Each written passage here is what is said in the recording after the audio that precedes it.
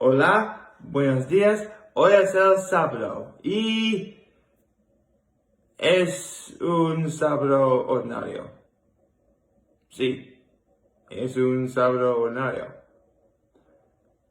Pero mañana, pero mañana, pero mañana es el domingo y este domingo es el Día de las Madres. Mi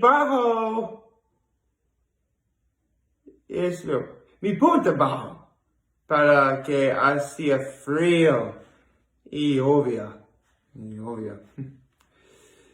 Mi subidón fue pasar tiempo con mis padres. Mucho siempre. Mi acto de bondad de mayo fue regalarle a mi mamá flores y chocolate por el Día de las Madres. Okay, I can't speak Spanish anymore until I get to the end, but yeah, just know I really did try to speak Spanish right there. If you couldn't tell, there's a reason why I spoke Spanish this entire time, and that was because my class and session video today is going to be on the language I took all throughout my time at Horseheads, and that was Spanish.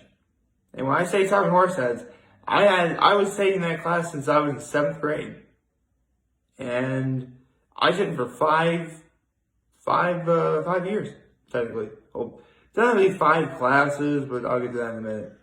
But, if you couldn't tell, I said that tomorrow is Mother's Day. So this Saturday is just a regular, ordinary Saturday. And, my Loma act of kindness was, yesterday it was actually, kind of cold and rainy out a lot yesterday. My high was I got to spend time with my parents last night, and my act of kindness was I got flowers and chocolate for my mom for Mother's Day tomorrow. So I'm doing very nice. Also, I actually forgot I got this hoodie and sweatpants outfit way back at Christmas. I'm not gonna lie, this is one of those comfortable things I've ever worn. I'm not even kidding. I'm not sponsored by Nike. This just happens to be an outfit that I got for Christmas. And man, is it comfy. I kind of wish I started wearing this sooner. I mean, I'll definitely start wearing it more now. I'll definitely have it as my emergency hoodie and sweatpants for when I go up to Cuca Lake in the summer. Oh yeah, don't misunderstand me. I love Cuca Lake, and there's you got a lot of nice weather up there sometimes. But believe me when I tell you, it can be cold up there sometimes too. Especially if believe it or not, when you're on a speedboat, you actually could use a hoodie and sweatpants on hand. You'd be surprised how much the wind chill really is a factor. But anyway, I was saying good morning, happy Saturday, everybody. So yes, tomorrow is Mother's Day, and I got my mother some roses, got her some Lindor white chocolate truffles, and got her a card. She'll open that tomorrow. And with that said, how about I talk about when I took Spanish? So, needless to say, when going into middle school, I've mentioned this story before, but I was so scared of going to middle school. I was crying on the first day of school, literally crying my eyes out. But as we getting closer and closer to when I would go to Horseheads Middle School, the thing I was actually kind of nervous about, but also really kind of excited about, was taking a new language, because I went to St. Mary Mother Elementary. We didn't have that. And I don't think elementary schools really do have any of that. So needless to say, I was getting this was definitely going to be new territory for me. Oh my kid, I was a dumb kid. I could barely speak English back then. Anyway, with that said, we had an opportunity to choose what language that we wanted to take before going. I believe our options were Spanish, French, Latin and German, I believe, were our options. I mean, I never even heard of Latin.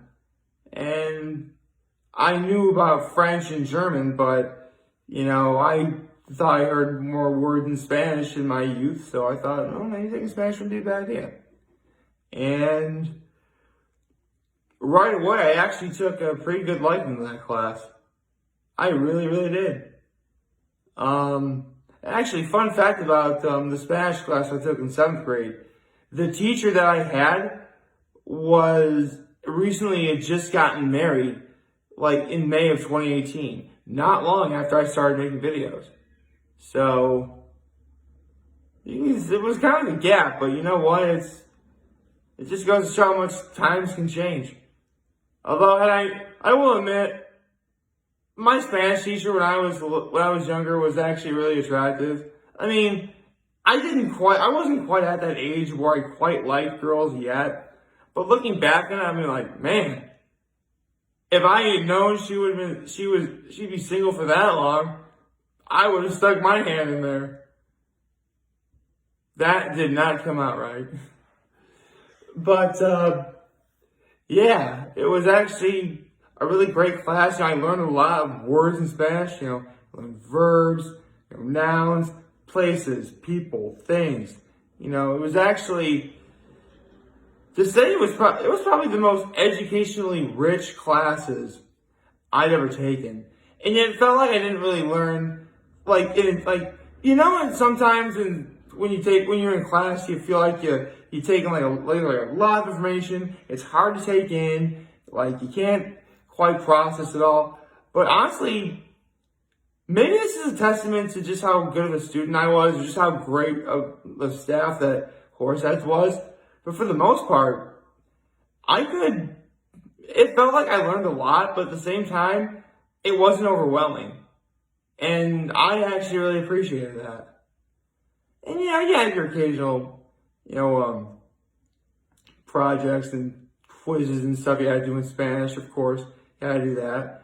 I had to learn how to say a complete dialogue in Spanish. There was that.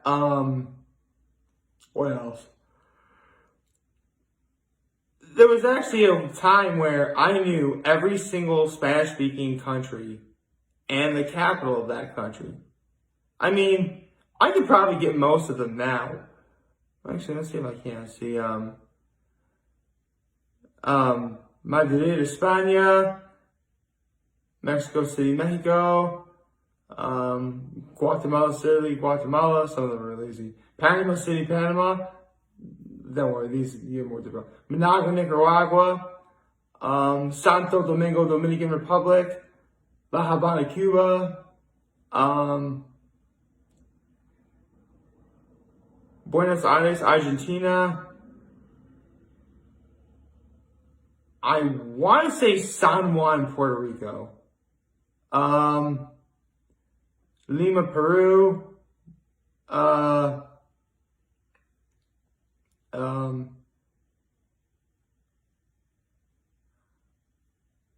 I know there's a few others. Let's see if I can think of it.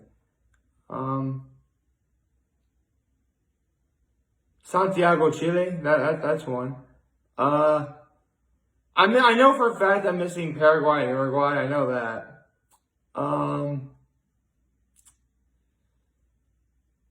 Tegucigalpa, Honduras. I remember that one.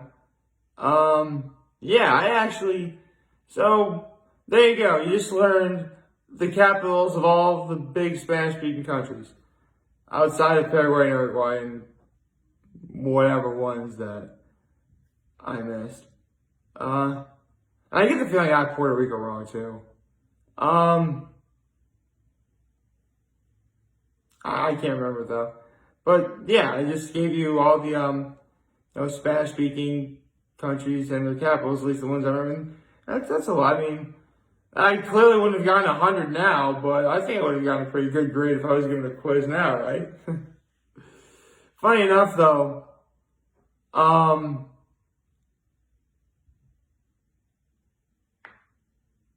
when we once had to take a quiz, and I was in 7th grade, and we were given the the capital city, but we had to name the country that they were in. And for the bonus one, no kidding, it was a bonus question. So obviously if I got it wrong or I didn't answer, it's no big deal. But I had no idea what the country of Spain looked like from a map. So they see Madrid as the bonus question. And keep in mind, we didn't really talk about this one at all. We talked about pretty much all we talked about all of the Spanish-speaking countries that were in North America. This was a North American. And then we did South American a little bit later. This was simply North American. Maybe it was all of it, I don't know. But yeah, there was a moment where I had no idea what the country of Spain looked like from a map, so I couldn't get the bonus question right. Oh well. And I want to say that, I mean, I clearly have never even spoken Spanish remotely as much as I did back when I was in school. Even when I was in college, actually. Actually, I mean, I did say I was talking about college a little bit in this one. When I took Spanish in college, obviously I had to relearn some stuff. But then, as you took more and more Spanish classes, because you had to take 4 semesters of Spanish, as you got deeper and deeper, you actually learned about more world issues. Like, for one instance, potentially, I had to learn about the LGBTQIA community and how, some people of that community are obviously of Latin American descent. They speak Spanish, so there's definitely some culture there. The environment we talked about a little bit. We talked about world issues such as the smuggling of drugs, and we all do it in Spanish. Really, this is in college though. So if you're a student in high school and you're watching this, well, I don't want to deter you from anything educational related, but if you don't want to speak Spanish now because of that, that's fine, I guess. I mean, you're free to do what you want, I guess. I don't know. To be perfectly honest, I just hope that and actually I spoke Spanish a little bit on camera before. Not just doing the Cinco de Mayo videos and this video, but I'm passing. So I like to think I'm okay in Spanish. I mean, I'm certainly not gonna give an entire speech in Spanish, but at the same time, I can engage in small conversations or conversaciones pequeños if in Spanish. So yeah, I like to think I know some stuff still. Yeah, I'm actually not bad at it, huh? Anything else? Sometimes some classes got really cool though. Like we watched some of the Lion King in Spanish, the animated one. Okay, remember the one 2019 didn't exist yet because it wasn't 2019. The world will not have to know that horror yet. Anyway, I'm itching my nose. Sorry. We saw some commercials in Spanish. I once saw a commercial that featured Jello in Spanish. Like, hey, Jello, cool. All right. They didn't call it Jello, but I know Jello when I see it, man. Who could forget the sight of Jello? I mean, really. All in all, I mean, obviously there was some stuff I couldn't get. Like, I think it was the past, present participle tense I could never get or something that I always was bad at. I don't know. It was so silly. And I mean, keep in mind, I really had to only take 4 classes of Spanish in high school because from 7th grade up till 10th grade in New York, they actually take the regions. I honestly don't know why I took another one as a junior. It was actually a bad idea. That's really when, I started not caring anymore and didn't really like Spanish so much anymore. But, actually, I remember no kidding. In case you're wondering how a Regents exam in Spanish works, it's just like in English.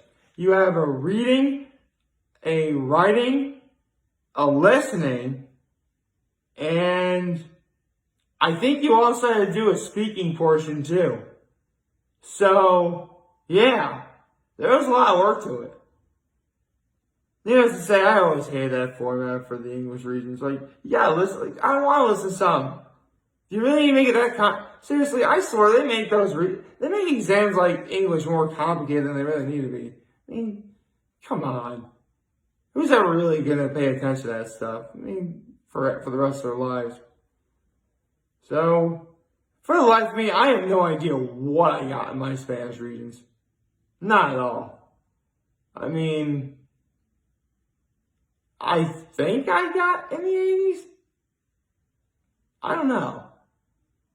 I'll have to really, I'll have to think about that for a second. Anyway, I think that's about all I have for right now. So, to close out, I will be happy to say, me siento muy honrado de haber hecho este video para que todos lo disfruten. Espero que todos tengamos un sábado maravilloso y recuerden que si alguno de ustedes quiere hablar o charlar, siempre estaré aquí para escuchar y lo haré. Siempre tenga cuidado de su espalda y tome buenas decisiones.